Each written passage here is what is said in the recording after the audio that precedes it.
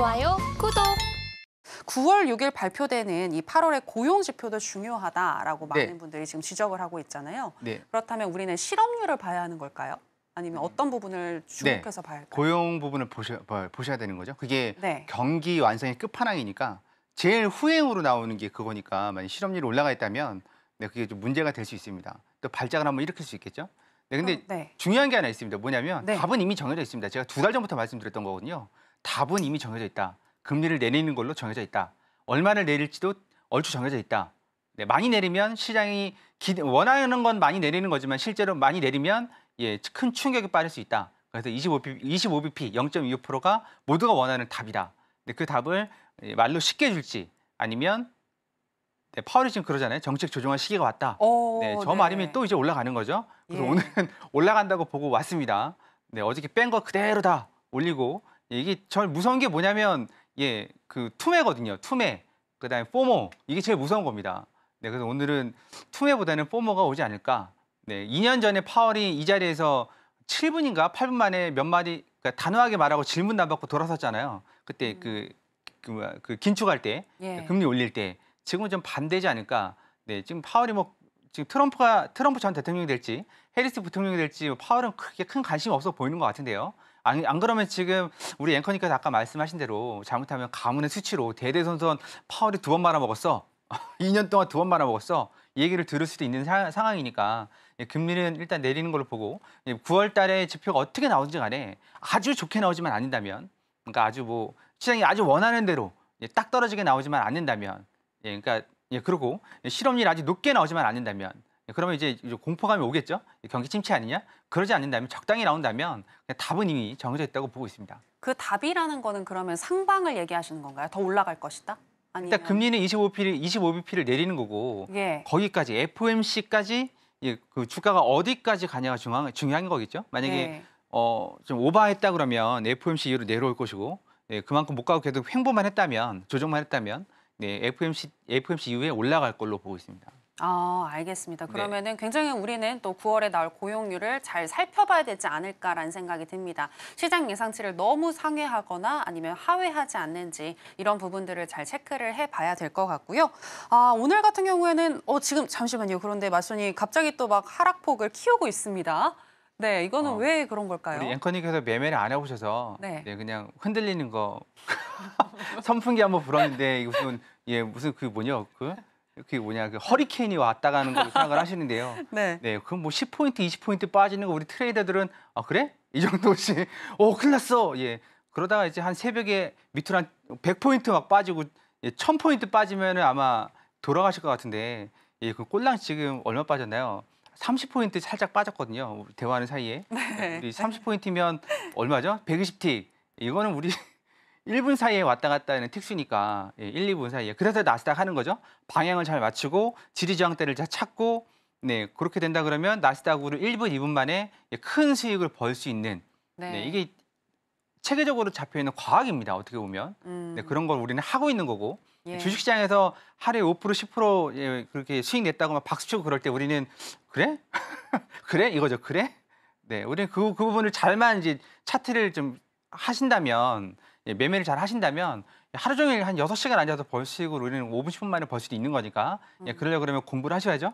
그리고 또 인내를 하셔야 되고 그리고 또 그거를 경험으로 만드셔야 되는 거니까 월요일날 그 무료 공개 방송이 있습니다. 거기 오시면 우리 그 일목균형표 3일 마스터 과정 진행하고 있으니까 거기 오시면 무료로 그런 것들을 배워가실 수 있습니다. 내가 이평선 매매를 했는데 본인점 매매를 했는데 수익이 안 난다. 한번 바꿔보세요. 아니면 알아보시고 그러면 여러분들 계좌가 바뀌어갈 수 있습니다. 그래서 우리 앵커님께서 살짝 긴장하셨던 건 그냥 애교로 봐주시고 우리는 이 정도는 이 정도는 그럼 이보다 더 오늘 흔들릴 수도 있다라고 보시는 거예요? 그럼요. 오늘 같은 날은 12시 이후에 매매하시라고 권해드리는 건 파월이 한마디 하는 게 다 듣기 좋은 말만 하는 건 아닐 거거든요. 시장에다가 그런데 지금 상황 안 좋아. 그럼 그래? 그러면서 밑으로 내려가는 거고 그런데 그래서 우리는 정책을 조정할 거야. 그래? 그리고 올라가는 거고 왔다 갔다 파동을 칠 겁니다. 그럼 이제 우리 앵커님 말씀처럼 난 들어갔는데 위로 한 20포인트, 80틱 정도 수익인데 파월 의장 기침 한마디에 훅 내려가 버리면 허무하잖아요. 우리는 어떻게 되죠? 올라가면 따라가고 내려가면 정리하고 그런 게 일상화돼 있기 때문에 공부를 하셔야 된다고 말씀을 드리는 겁니다.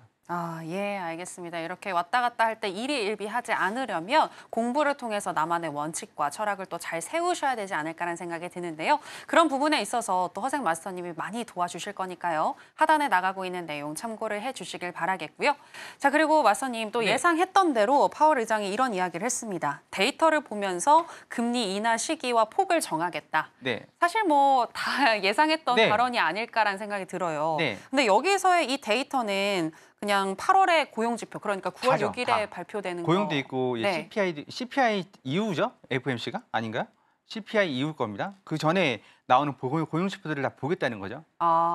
네. 그러면은 물가 지표나 고용 네. 지표 모두 다 이제 참고를 해서 네. 결정을 근데 말은 하겠다. 그렇지 정해져 있을 것 같습니다. 자, 그렇다면 FOMC 전까지, 9월 FOMC 전까지는 계속해서 이렇게 매일매일 좀 변동이 많은 흐름이 이어질까요? 그렇지는 않을 것 같습니다. 네, 일단 파월도 지금 나와서 얘기하는 게 증시 변동도 크고 그러니까 어느 정도 방향을 잡으라는 식으로 말을 한 건데 세게 말하면 지금 난리가 날 것이고 약하게 말하자니 그러면 또 이제 며칠 전에 8월 초에 했었던 그런 상황이 벌어질 것이고 자기 딴에는 정상적인 그런 걸 찾아서 지금 아주 조심스럽게 말할 거라는 건 시장에 참여한 그 트레이더들뿐만 아니라 상당수 그러니까 대부분의 애널리스트들이 다 예측을 했던 겁니다. 경제학자들도. 그리고 제발 부탁하건대 많이 내리지 말라고 그 얘기까지도 했습니다. 많이 내리면 시장이 더 발작할 수 있으니까. 좋아하는 게 아니라 발작할 수 있습니다. 네. 그러니까 지금 시장에서는 점진적인 금리 인하를 해야지 크게 시장에 충격을 받지 않겠다. 이렇게 지금 파악을 하고 계신 것 같고요. 네, 지금 계속해서 속보가 올라오고 있는데 파월이 인플레 코로나로 인한 것이다. 금융위기 때와는 다르다라고 얘기를 했는데 그 말인즉 지금 미국 경기는 건재하다라는 걸 이렇게 얘기하는 거 아닐까요? 그렇게 볼 수 있죠. 그런데 네. 금융위기 때 미국 경제가 침체가 들어간 게 아니라 금융 쪽에서 문제가 생긴 거 아니겠습니까? 그때 이후로 미국의 금융 쪽은 탄탄합니다. 단지 하나 상업용 부동산이 문제가 되는 거지. 네. 그렇지 않고 이제 금융 쪽으로 본다 그러면 자기 자본 비율이나 아니면 여러 가지 재정적인 부분이 이제 괜찮은 편인데 이번에 작년 3월달에 무너진 그 은행들 있잖아요. 거기는 흑자 보도가 난 거잖아요. 채권을 갖고 있었는데 너무 긴 거, 듀레이션이 긴 걸 갖고 있었던 겁니다. 그러다 보니까 이게 금리가 올라가니까 시중금리도 올라가는 거고 내가 갖고 있던 채권 값이 헐값이 되는 거고 그런 상황에서 누가 펌프질하는 거죠. 야, 저 은행 망할 수도 있어. 그러니까 요즘은 예전에는 줄 서서 돈 뽑았는데 스마트 뱅킹으로 바로 출금하니까 이제 항복한 거죠. 돈 없어, 배째. 뱅크런이 발생한 겁니다. 그러니까 흑자 보도가 난 거죠. 시간이 길었다면 10년 동안 그 사람들이 예금을 안 찾았다면 아니면 좀 천천히 찾았다면 전혀 부도가 나지 않을 상태였는데 그렇게 된 거고 2008년도에는 금융 그게 메커니즘이 잘못됐던 거죠. 그러니까 파월이 이건 시장을 안심시키는 거죠. 지금은 경기 어렵지 않으니까 걱정하지 마라. 얼마 전에 빠졌으니까 그때 나와서 말씀드린 게 그 크게 한번 정리해드렸잖아요. 지난주였네. 지난주에 이게 경기 침체 우려인 거지 공포고 경기 침체가 아니다라고 말씀드렸고 경기 위기는 절대 아니고 GDP가 플러스인 이상은 경제 위기. 금융 위기처럼 경제 위기가 올 수가 없는 거 코로나 위기처럼 팬데믹 위기처럼 경기 침체 정도는 올 수 있으나 아직 모든 지표가 플러스를 나타내고 있고 그리고 가장 중요한 건 이게 주식시장에서 나오는 건데 기업들이 크게 설비를 투자한 게 없습니다. 우리 공장이 어디죠? 세계 공장은 중국이거든요. 근데 중국에다가 돈을 투자를 하려고 했는데 그 누구죠? 그 트럼프도 막 뭐라 해. 바이든도 막 뭐라 해. 막 좋아. 이거 안 되겠는데 기다려봐 하다가 결국 설비 투자 크게 못했거든요. 2차 전지 빼고는. 나머지 설비 투자 못했어요. 막 지으려고 하다가 야, 안 돼. 우리나라 그러니까 미국으로 들어와. 빽해 해서 미국에다 주고 보조금 받고 이런 상황이라서 경기 침체가 올라 그러면 내가 뭐 100개를 팔다가 1000개를 팔 걸 예상해서 공장이나 설비를 늘렸어야 되는데 전혀 늘지 않았죠. 거의. 그렇다 그러면 경기 침체가 와도 기업들이 그렇게 크게 위기를 받을 일이 없습니다. 매출에 타격이 있을지언정 한마디로 설비를 증설하는 거를 놀리고 그걸 또 강제로 처분하고 그리고 그걸 하기 위해서 돈을 빌린 거에 대해서 원금과 이자를 막 갚아나가야 되는 고통이 없다는 얘기죠. 그렇다 그러면 경기 침체가 와도 하드랜딩이 아니라 소프트, 마일드하게 올 수 있다라고 주장하는 이유 측의 근거는 그겁니다. 크게 돈을 들인 게 없다. 한마디로 내가 뭘 하려고 자영업을 하려고 1억 들이고 10억 들여서 뭔가를 한 게 없다. 그리고 나는 10억 원어치 저기다가 뭐 또 설비를 확장하려고 했는데 좀 문제가 생긴 것 같아서 그냥 1억 원어치 지금 장사하고 있다. 1억 들인 그 가게에서 예, 지금 그 상황이거든요. 근데 이제 경기 침체라 그러면 예, 다들 뭐 물건 좀만 안 빠지면 경기 침체 아니야? 방금 전에 앵커님께서 30포인트 떨어진 거 가지고 막 태풍 매미 온 것처럼 막 그렇게 하시는 건 똑같은 거죠. 네. 네, 그러니까 크게 그렇게 걱정 안 하셔도 될 것 같고 가장 중요한 건 우리가 가장 중요한 건 우리가 그거죠. 경제학자가 될 필요도 없고 애널리스트가 될 필요도 없고 그리고 뭐 전쟁과 관련된 그런 그 전쟁학 뭐 그런 사람들이 될 필요 없죠. 군사와 관련된 것도 될 필요가 없고 우리는 그런 것들을 받아들이고 시장이 어떻게 반응하는지를 보고 뒤늦게라도 대응을 하는 게 낫다고 봅니다. 그냥 TV 그런 것들은 자막만 보시고 그냥 움직이는 차트 움직이는 대로 그렇게 보시면 될 것 같습니다. 네, 알겠습니다. 현재 어떤 이슈가 나오는지에서 너무 과민 반응하지 말자라는 이야기를 오늘 계속해서 또 전해주고 계시고요. 그리고 지금 파월이 강한 노동시장 지지를 위해서 필요한 정책을 펼칠 것이다라고 얘기를 했는데 이것이 곧 금리 인하를 의미하는 것이 아닐까라는 생각이 듭니다. 다만 이게 베이비 스텝일지 빅컷일지는 우리가 또 힌트를 주는 대로 바로 또 속보로 여러분들께 전달을 해드릴 거고요. 그리고 또 허생 마스터님이 워낙 비트코인 관련해서도 해박하시니까 이 잭슨홀 미팅이 비트코인 가격에는 어떤 영향을 미칠지도 좀 궁금한데 일단은 좀 관망세가 보여지다가 오늘 8,300만 원 정도 선까지 지금 살짝 올라갔습니다. 소폭 올랐어요. 그리고 추후에 잭슨홀 미팅 이후에 더 오를까요? 아니면 내릴까요? 올라갈 거라고 봅니다. 지금 모든 자산군은 정책과 이제 금리와 관련해서 움직이는 거거든요.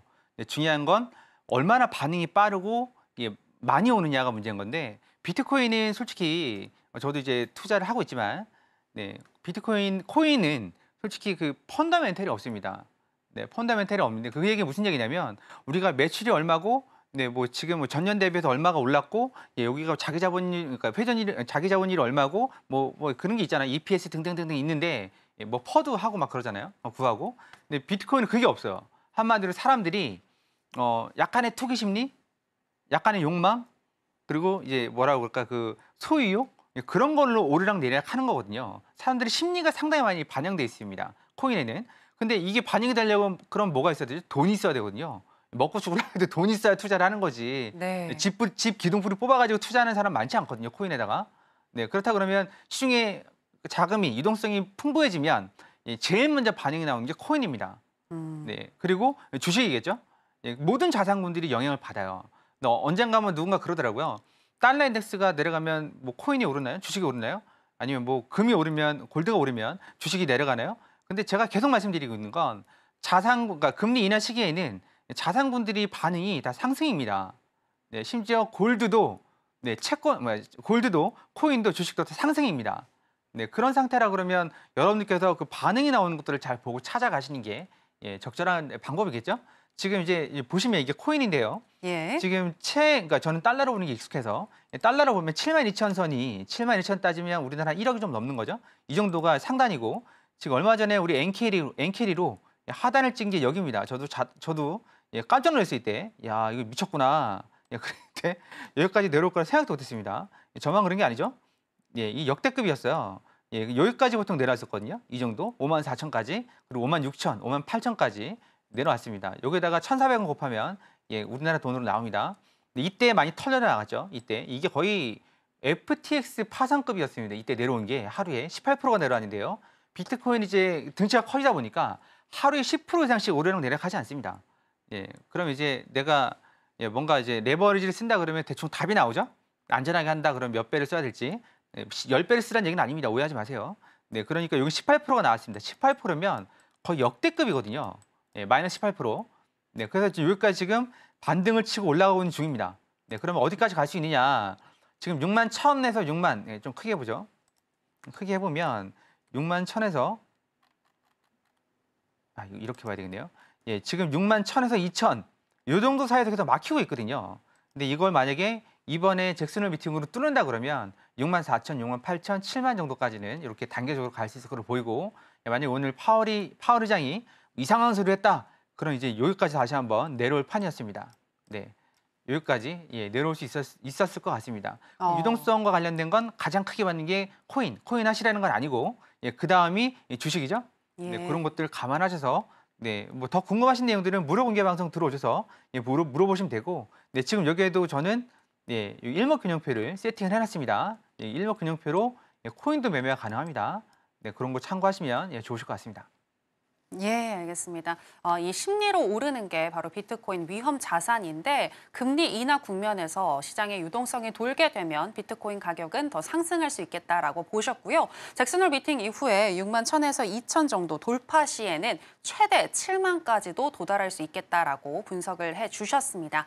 자, 그리고 이제 지금 파월 연준 의장의 연설이 끝이 났고요. 자, 그렇다면 전략은 어떻게 또 가지고 가야 하는지 알아보도록 하겠습니다. 자, 팻말 준비해 주시고요, 마스터님. 하나, 둘, 셋, 빠밤. 네, 매수 사인 주셨습니다. 네. 아까는 12시까지 관망 얘기하셨는데 네, 일단 연설이 끝난 상황에서 크게 뭐가 없으니 일단 매수로 다시 돌아가신 건가요? 네. 제가 아까 시작할 때 별 내용 없을 것 같다고 말씀드린 게 대답 뻔하지 않습니까? 파월은 데이터 보고 결정하겠다고. 네. 그래서 지금 그 말이 결국은 다 그러니까 요점 뭐죠? 데이터 보고 결정하겠다. 하지만 예, 뭐 정책을 바꿀 때가 됐다. 금리 인하죠. 시장이 듣고 싶어하는 말, 시장이 기대하는 말 어느 정도 정조준해서 쏴줬다 그러면 어저께 차트를 좀 보도록 하죠. 어저께 이만큼 뺐습니다. 어저께 고가가 0.58, 저가가 마이너스 1.85. 예, 두 개의 차이가 지금 보면 2.34, 2.3%, 2.4%네요. 2.4%를 고점에서 뺀 겁니다. 네, 고점이 2만25. 어제 고점 2만25에 30 정도로 말씀드렸었거든요. 교육반에 계신 분들한테는. 예, 그런데 뭐 우리가 좀 잘 대응을 했었다는 상황이었는데 여기 60T, 여기가 이제 60일 이평선이죠. 여기가 아이고 트레이닝 뷰를 사용하다 보니까 마우스가 헷갈리네요. 네, 여기가 60일 이평선입니다. 이 정도까지 빠질 수 있다고 말씀드렸고 이 정도가 지금 뭐죠? 구름대 하단 그리고 60일 이평선 자리입니다. 그러면 오늘은 여기까지 어저께 뺀 자리까지는 일단 올릴 수가 있습니다. 이 자리 그리고 많이 올려서 이제 사람들이 포모가 돈다. 그럼 이 자리죠? 구름대 상단. 예, 이 자리까지, 이 자리가 2만 250 정도까지는 올라갈 수 있을 것 같은데 오늘 뭐 그렇게 크게 파월에 부추기고 그런 게 없었기 때문에 어저께 뺀 거 정도 올리는 그 정도 수준이지 않을까? 네, 여기까지 막 튀어 올라갈 만한 그런 얘기는 안 했죠? 네, 그런 얘기 안 했을 겁니다. 아니, 안 했습니다. 시장에 재해석을 해야 되겠지만 일단 차트를 보면 어디에서 진입을 하면 되겠냐? 보면 일단 구름대를 보시고 결정하시는 게 좋은데 현재 기준으로 따진다 그러면 이 자리입니다. 775, 780, 아니 775 얼마죠? 이 자리가 780 정도 되겠네요. 780, 785 이 정도가 되고 현재 기준으로는 네, 아니면 여기 7720 사이에서 진입하시면 될 것 같습니다. 이 자리. 아니면 마디가로 따진다 그러면 현재 이 자리죠? 잠깐만요. 여기 좀 축소를 해보고. 예. 네. 지금 말씀하시는 거는 19,770에서 780, 785. 예, 아, 그 정도 80 사이요. 80, 85 이 정도까지 이 자리. 우리가 좋아하는 자리입니다. 그리고 또 이 자리죠? 네, 여기 이 자리입니다. 여기. 예. 마디가로 본다면 675 전후로 보시면 되고 다시 내려온다 그러면 600, 590 정도 이렇게 보시면 될 것 같습니다. 네, 그리고 위로 본다 그러면 일단 첫 번째는 900선이죠. 19,900선이 저항이 되는 거고 그리고 최종적으로 2만선, 라운드 피겨죠. 라운드 피겨 저항대가 꽤 있을 겁니다. 네, 그거 감안하시고 막 990, 980 막 따라잡으시면 안 됩니다. 2만선 또 한 번 튕겨낼 수도 있는 거니까 어제 2만선을 튕겨낸 거죠. 2만 25면. 예, 그렇게 된 거고 조금 더 이제 본다 그러면 현재 튕겨내는 게 여기였죠. 네, 950부터 튕겨내네요. 예, 950부터 튕겨내고 그리고 2만 25. 네, 그리고 위로는 900. 요 900이었죠? 900 튕겨내고 있습니다. 그렇게 좀 900, 955, 2만.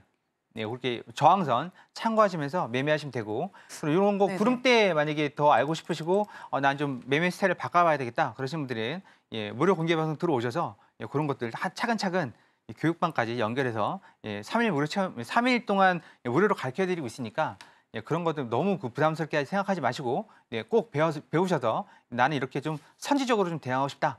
그렇게 좀 대응하셨으면 좋겠습니다. 좋아요, 구독!